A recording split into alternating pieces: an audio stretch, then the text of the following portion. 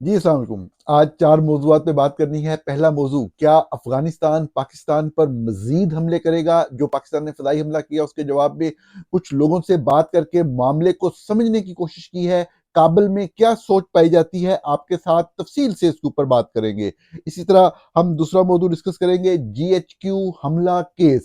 بہت بڑا کیس بنا دیا گیا، سینکڑوں لوگ، 100 سے زائد لوگ شاید اس کے اندر انڈائٹ بھی ہو چکے ہیں۔ اس کیس کے اندر سب سے بنیادی نقطہ کیا ہے جس کا عدالت نے فیصلہ کرنا ہے، آپ کے سامنے وہ رکھتے ہیں۔ اسی طرح بیرون ملک ترسیلات کے حوالے سے پاکستانی میڈیا خبر رپورٹ کر رہا ہے، وہ آپ کو بتائیں گے۔ GHQ حملہ کیس کے حوالے سے جو سب سے اہم پہلو، اب معاملہ جب اعلیٰ عدالتوں میں آئے گا، پہلے تو ٹرائل کورٹ میں تھا جہاں پہ مکمل طور پہ ایک کنٹرول تھا جو جونیئر ججز تھے ان کے اوپر۔ جب اعلیٰ عدالتوں میں یہ معاملہ ناظرین آئے گا تو سب سے بنیادی چیز جو ہوگی وہ دیکھنے والی وہ یہ ہے کہ اگر انڈیپینڈنٹ ججز کے پاس یہ کیس لگتا ہے تو وہ اس چیز کو دیکھیں گے، کیا یہ حملہ ہوا تو وہاں پہ جو پراپرٹی، صرف اب ہم 9 مئی کی اوورال بات نہیں کر رہے، GHQ حملہ کیس جس کو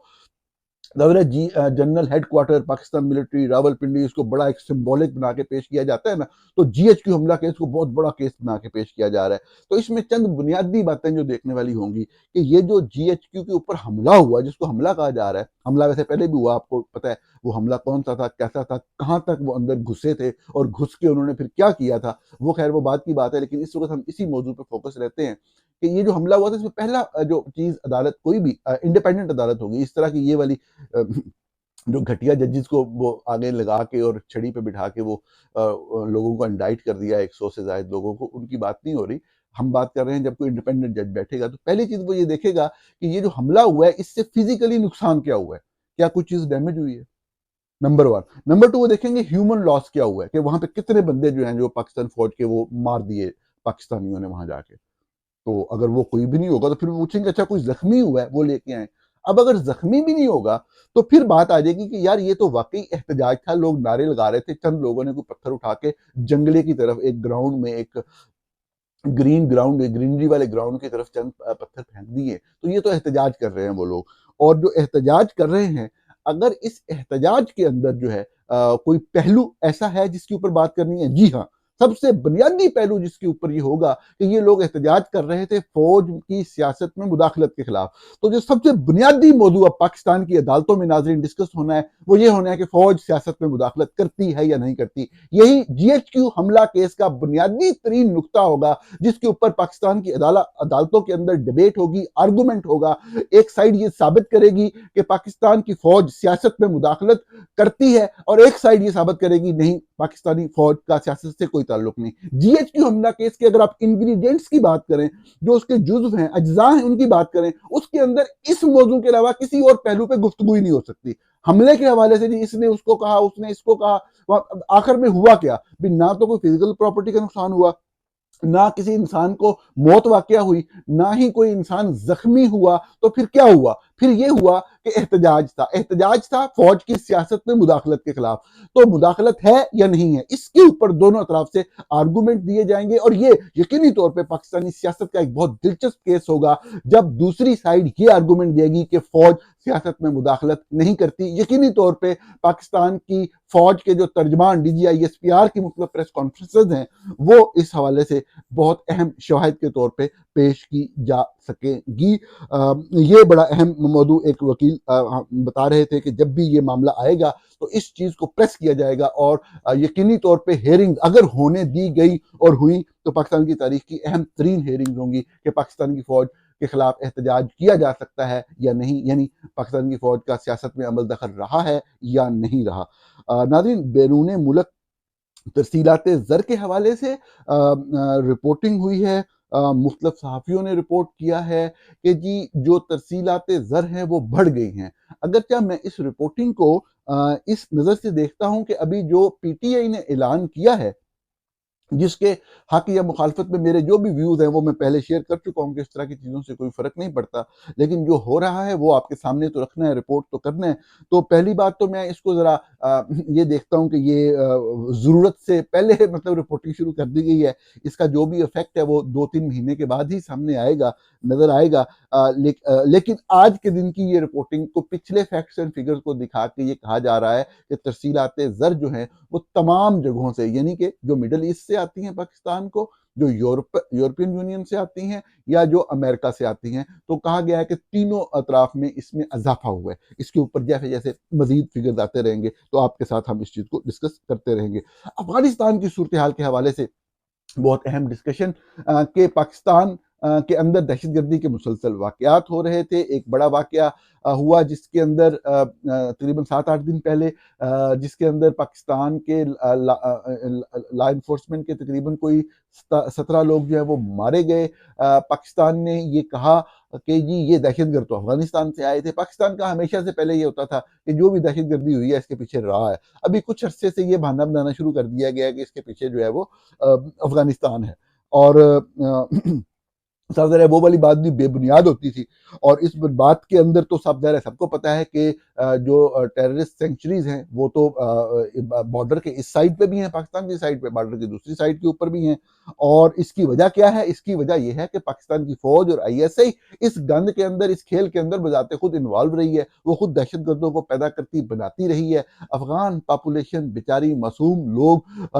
ان کو محروم رکھ کے، ان کو اکانومیکلی پیچھے رکھ کے، ان کو جو ہے وہ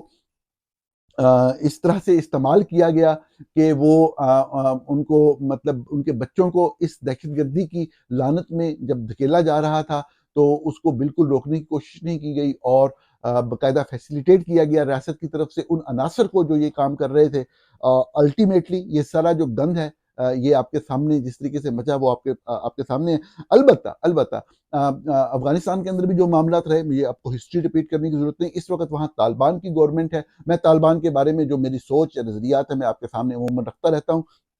میں بالکل ان کو دہشت گرد سمجھتا ہوں، چاہے وہ حکومت میں بھی آ گئے ہیں، لیکن ایک بات یاد رکھیے گا کہ وہ حکومت میں ہیں، پاکستان ان کو تسلیم کر چکا ہے، چند اور ممالک ان کو تسلیم کر چکے ہیں، اس وقت بہرحال ان کی حکومت ہے۔ حکومت تو ایران کے اندر بھی مذہبی ملاؤں کی، ہم ان کی بھی مخالفت کرتے ہیں، لیکن حکومت ہے، ہم حکومت کو یا ملک کو تسلیم کرنے سے انکار نہیں کر سکتے۔ سب سے اہم نقطہ جو ہے، جو میرے بعض دوستوں کو بھی بہت برا لگے گا، لیکن وہ یہ ہے کہ یہ باغیرت لوگ ہیں، یہ بے غیرت لوگ نہیں ہیں جو افغانستان کے اندر بیٹھے ہوئے ہیں۔ یہ نہیں ہے کہ آپ ان کے ملک میں جا کے کوئی کام کر کے آ جائیں گے تو کوئی کچھ کہے گا نہیں۔ وہ آپ کی طرح یہ نہیں ہے کہ پاکستان تو کوئی ریگولر کنٹری تو نہیں ہے، لیکن یہ حقیقت ہے، ہمیں حقیقت ماننی چاہیے۔ پاکستان کے اندر اگر کوئی دہشت گردی کا واقعہ ہو بھی جاتا ہے تو آپ بہت زیادہ ناک نہیں پھلا سکتے، because you are not a regular country. Pakistan regular country نہیں ہے، یہ حقیقت جب تک ہم نہیں سمجھیں گے ہم آگے نہیں بڑھ سکتے۔ پاکستان کے اندر چند طاقتور جرنیلوں کا، طاقت کے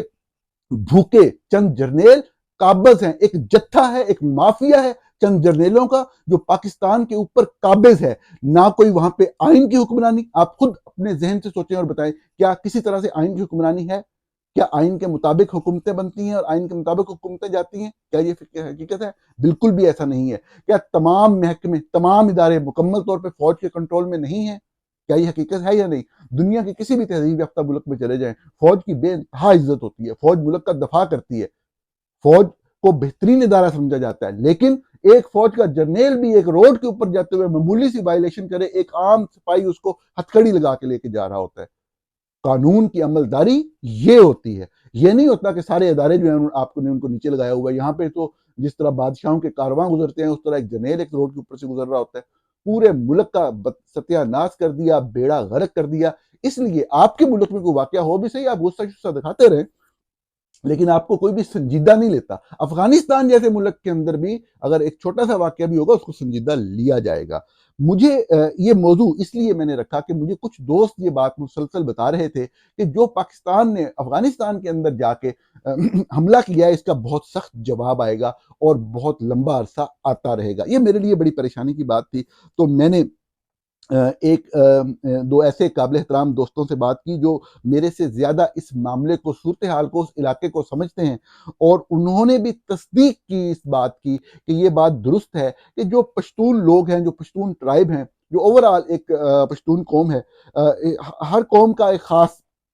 طریقہ کار ہوتا ہے معاملات کو دیکھنے کا، معاملات کو آگے لے کے چلنے کا، اور پختون جو ہیں معاملات اس کو سمجھنے کی صرف ضرورت ہوتی ہے۔ آپ ان کے ساتھ بات کر کے، ان کو انگیج کر کے بہت سارے معاملات ہیں ان کو بآسانی حل کر سکتے ہوتے ہیں۔ اسی معاملات کو آپ بگاڑ سکتے ہیں، آپ کوئی تھوڑی سی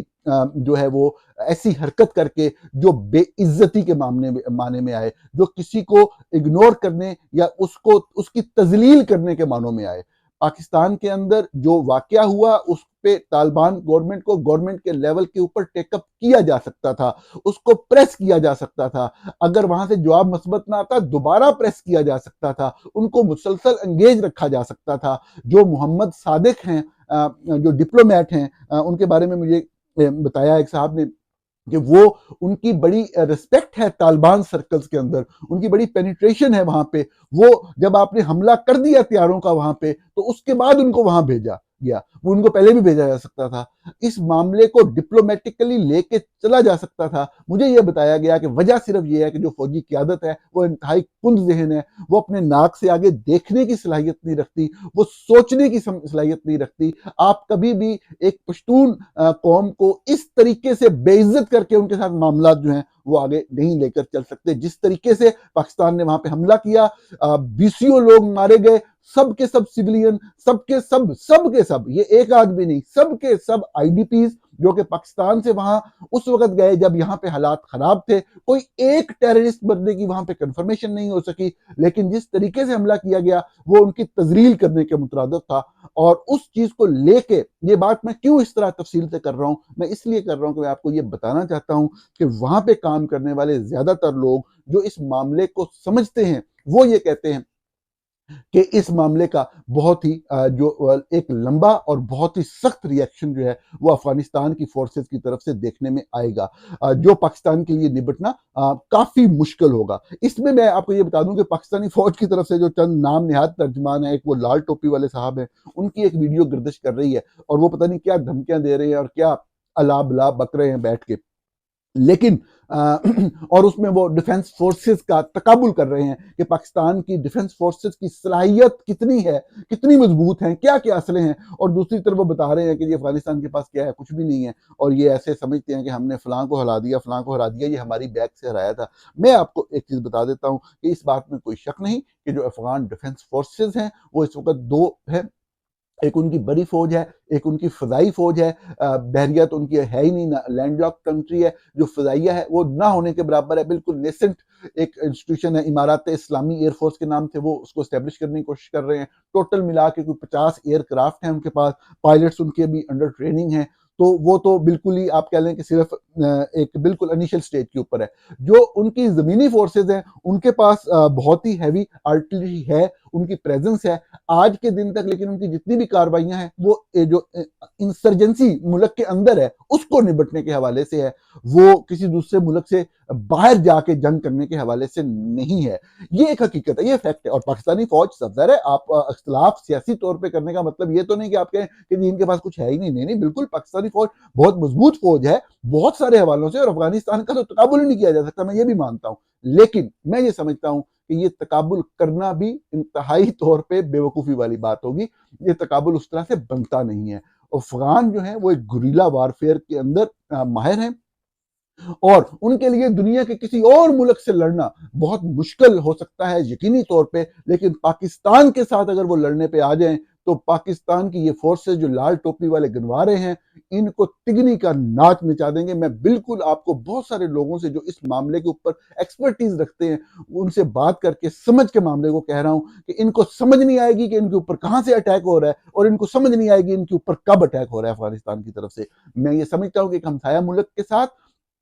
چاہے میرے 20 اختلافات ہوں، جب آپ ممالک کے درمیان تعلق کی بات کرتے ہیں تو اس میں آپ اپنی سوچ کو بیچ میں نہیں لے کے آتے، آپ نے صاف ظاہر ہے کہ ڈپلومیسی کے معاملات کو ہی دیکھنا ہوتا ہے، آپ نے فیوچرسٹک اپروچ کے ساتھ دیکھنا ہوتا ہے، آپ نے بارڈر کے معاملات دیکھنے ہوتے ہیں، آپ نے لوگوں کا لنکیج ریلیشن شپ دیکھنا ہوتا ہے، آپ جذباتیت کے اندر آ کے کوئی حافظ صاحب بن کے کوئی آپ ایسے جو ہے وہ چول نہیں مار دیتے ہوتے۔ تو اب اس معاملے کے اندر صاف ظاہر ہے کہ یہ دیکھنے میں آ رہا ہے۔ اسی طرح میں آپ کو یہ بتاؤں گا کہ جو اس وقت انڈیا کے حوالے سے، اگرچہ انڈیا نے ابھی تک افغانستان کو جو ہے وہ تسلیم نہیں کیا، تو مجھے کو بتا رہے تھے کہ جون 2022 میں انڈیا نے جو ہے وہ جو اپنی جو ایمبیسی تھی کابل میں، وہاں پہ ٹیکنیکل ٹیم جو ہے وہ کی، تاکہ اسسٹ کیا جا سکے جو وہاں پہ ریہیبلیٹیشن کا پروسیس ہو رہا ہے، جو ہیومینیٹیرین اسسٹنس کے ریلیٹڈ ایکٹیویٹیز ہیں۔ نومبر 2023 میں انڈیا نے جو ہے طالبان کے سٹاف کو وہاں پہ دہلی میں انگیج کیا، اور اس طریقے سے یہ ایک لانگ ٹرم انگیجمنٹ کا معاملہ جو ہے وہ سامنے آیا۔ اسی طریقے سے ہم دیکھتے ہیں کہ بہت سارے اکنامک معاملات کے اندر جو ہے وہ انڈیا افغانستان کے ساتھ کوآپریٹ کر رہا ہے۔ ریسنٹ رپورٹس جو ہیں وہ سجیسٹ کرتی ہیں کہ انڈیا جو ہے وہ افغانستان کے ساتھ جو ہے وہ مزید کلوز تعلقات ہے ان کو رکھنا چاہتا ہے اور آگے لے کے چلنا چاہتا ہے۔ چائنا اس وقت بہت بڑے بڑے پروجیکٹ افغانستان کے اندر کر رہا ہے۔ اس ساری بات کا مطلب ناظرین یہ نہیں ہے کہ کوئی جنگ ہونے جا رہی ہے، میں کوئی سینسیشنلزم کریٹ نہیں کر رہا، یہ معاملات اس طرح سے بہت پیک پہ نہیں چلے جاتے، لیکن جو پاکستان نے غلطی کر دی ہے اس کا جواب افغانستان کی طرف سے آئے گا، یہ وہاں پہ موجود لوگ یہ بتا رہے ہیں، اور بہت سخت آئے گا، اور شاید پاکستان کے لیے اس کو برداشت کرنا جو ہے وہ اتنا آسان نہ ہو۔ کل میں نے اس حوالے سے جب پاکستان نے حملہ کیا تو پاکستانی میڈیا یہ خبر چلا رہا تھا کہ جی شر پسندوں نے حملہ کیا، جو جن کو فوری طور پہ تباہ کر دیا گیا اور ان کو جواب دے دیا گیا، لیکن میں نے کہا کہ یہ افغان فورسز نے اٹیک کیا، نمبر 1 میں نے یہ رپورٹ کیا، اور اس کے نتیجے میں جو ہے وہ نقصان ہوا ہے۔ دونوں طرف سے متضاد دعوے ہیں، لیکن پھر میں نے ڈسکرپشن میں یہ لکھ دیا کہ جی کچھ لوگ مارنے کی تصدیق بھی ہوئی ہے پاکستان کی سائٹ پہ جب افغان فوج نے حملہ کیا، اور کچھ لوگ زخمی بھی ہوئے ہیں۔ تو یہ آپ سنیے گا، میں آپ کو دکھانا چاہتا ہوں، کیونکہ بہت سارے لوگوں نے سوال اٹھایا کہ آپ کیسے کہہ رہے ہیں جی وہ تو دہشت گردوں کا حملہ ہے۔ تو یہ آپ سنیے گا، پاکستان میں سب سے جو معتبر میڈیا ہے وہ ڈان ہے۔ میں یہ آپ کو ایک ویڈیو ہے، یہ دکھا تو نہیں سکتا، لیکن میں سنواتا ہوں آپ کو ایک سائٹ پہ تھوڑا سا ان کا وہ دکھا کے کہ یہ انہوں نے کیا رپورٹ کیا، غور سے سنیے گا۔ A frontier constabulary soldier was martyred and 11 others were injured when Afghan forces launched unprovoked fire on Pakistani border posts in the Upper Kuram district. The attacks, targeting areas like Ghosgarhi and Matasangar, involved heavy weaponry. Please دوبارہ دیکھیں، یہ میں چاہتا ہوں کہ صرف پہلے والا فقرہ جو ہے آپ ذرا دوبارہ سنیے۔ A frontier constabulary soldier was martyred and 11 others were injured when Afghan forces launched میں آپ unprovoked کو یہی بتانا چاہتا تھا کہ ایک تو اٹیک افغان فورسز نے کیا، کوئی ٹیررسٹ نے کیا، پورا انٹرنیشنل میڈیا بھی یہی رپورٹ کر رہا ہے۔ میں آپ کو یہ دکھا دیتا ہوں، یہ دیکھیے، یہ سی این این کیا رپورٹ کر رہا ہے، افغان فورسز نے اٹیک کیا، اور ڈان نے آپ کو بتایا کلیئرلی کہ ایک سولجر نہ صرف مارا گیا بلکہ وہاں پہ لوگ زخمی بھی ہوئے۔ تو یہ افغان فورسز کا پہلا اٹیک تھا۔ یہ معاملات جس طرف بھی جا رہے ہیں، میرے خیال میں ان کو تدبر سے دیکھنے کی ضرورت ہے، جوش جذبات سے دیکھنے کی ضرورت نہیں ہے۔ بارڈر کے اوپر معاملات کو بہتر کرنے کی ضرورت ہے، اور جو موومنٹ ہے اس کو چیک کرنے کی ضرورت ہے۔ پاکستان کے اندر کنٹرول سخت کرنے کی ضرورت ہے۔ جتنا پیسہ بجٹ لیا جاتا ہے پاکستان کے اندر، امن و امان کی صورتحال کو بہتر رکھنے کی ضرورت ہے، نہ کہ جذبات کے اندر آ کے، جوش کے اندر آ کے معاملات کو اس طرح سے کرنا کہ کوئی بھی شخص جو ہے وہ اس کا نہ کر سکے۔ آخر میں ناظرین ایک چھوٹا سا کامنٹ میں نے آپ کے ساتھ شیئر کرنا ہے۔ مریم نواز بہرحال اس وقت پبلک آفس ہولڈر ہیں، ان کی ہر چیز کے اوپر تنقید کی جا سکتی ہے۔ میری تنقید کا پہلو ہمیشہ یہی ہوتا ہے کہ اگر کوئی شخص ڈیلیور کر رہا ہے، ڈیلیوری آپ کو نظر آ رہی ہے، تو آپ بہت ساری چیزوں کے اوپر خاموشی بھی اختیار کر لیتے ہیں، لیکن آپ کی ڈیلیوری زیرو ہو، آپ صرف شو کیس معاملات کو کر رہے ہوں، سب سے پہلے یہ چیز کر رہے ہوں کہ جتنے بھی منصوبے پہلے سے چل رہے ہیں، حکومت پنجاب کر رہی ہے، آپ ہر منصوبہ لیں، اس کا ایک ایک کارڈ ایشو کرنا شروع کر دیں لوگوں کو، اس کے اوپر آپ کی تصویر بنی ہو، اور آپ کوئی نئی چیز نہ کر رہے ہو، مطلب کام پہلے سے ہی ہو رہا ہے، کام پہلے سے ہو رہا ہے، اس کا فرض کریں 1 کروڑ بجٹ ہے، اس میں سے 10 لاکھ جو ہے وہ آپ کارڈ جو آپ نے دیے اس میں سے لگ جائیں گے، اور آپ سے وعدہ ہے کہ جس دن بھی کوئی ایسی بڑی ڈیولپمنٹ ہوگی، جب صحیح معنوں میں کوئی نئی چیز آئے گی، جب صحیح معنوں میں کوئی سیکٹر ریفارم ہوگا، چاہے وہ ایجوکیشن کا سیکٹر ہو، چاہے وہ ہیلتھ سیکٹر ہو، چاہے وہ کوئی سروسز کا سیکٹر ہو، آپ کے سامنے لازمی اس کی تفصیلات شیئر کریں گے۔ بھتیجے کے نکاح میں مریم نواز نے جو پہلا جو سوٹ پہنا، اس کے بارے میں رپورٹنگ ہوئی، اور یہ کہا گیا کہ تقریباً 50 لاکھ کا ہے، لیکن اس کے اوپر جیو نیوز نے جو رپورٹ کیا، یہ صاف ظاہر ہے کہ ان کے لیے کام کرتے ہیں، تو میں نے کہا کہ آپ ان کی بات زیادہ کریڈیبل ہوگی، پھر صاف ظاہر ہے اس کو کوئی چیلنج نہیں کر سکے گا۔ تو انہوں نے جو اس کی قیمت بتائی ہے وہ بتایا ہے کہ جی یہ بھارتی کوئی ڈیزائنر سبیہ ساچی ان کا جوڑا ہے، اور یہ ان کی برائیڈل کلیکشن میں سے ہے، اور پاکستانی روپیز میں ان کے مطابق بھی اس کی قیمت جو ہے وہ 1 ملین سے زیادہ ہے۔ یہ ناظرین ہمارے حکمران ہیں جن کی جو پاکستان کے اندر سیاست کرتے ہیں اور جن کی جائیدادیں دنیا بھر کے اندر پھیلی ہوئی ہیں، جن کے کاروبار، جن کے ایسٹس، جن کی پراپرٹیز، جن کے اپارٹمنٹ، جن کی کمپنیاں دنیا بھر کے اندر، دنیا کا کوئی ایسا ملک نہیں گلف میں، یورپ میں یا ویسٹ میں جہاں پہ ایسے لوگوں کی انویسٹمنٹ نہ ہو، اور یہ سیاست پاکستان کے اندر کرتے ہیں۔ یہ جو لباس پہنتے ہیں وہ کسی بھی طور پہ وہ ان لوگوں کا جو غربت کے اندر پسے ہوئے ہیں، بے روزگاری کے اندر پسے ہوئے ہیں، کسی بھی طور پہ اس کی ریپرزنٹیشن نہیں کرتا۔ یہ لوگ پاکستانیوں کی ریپرزنٹیشن نہیں کرتے، سیاست یہاں کرتے ہیں، اور ان کی زندگی جو ہے وہ بادشاہوں جیسی ہے۔ یہ بہت ضروری تھا آپ کے سامنے رکھنا۔ ناظرین، پروگرام دیکھنے کا بہت شکریہ۔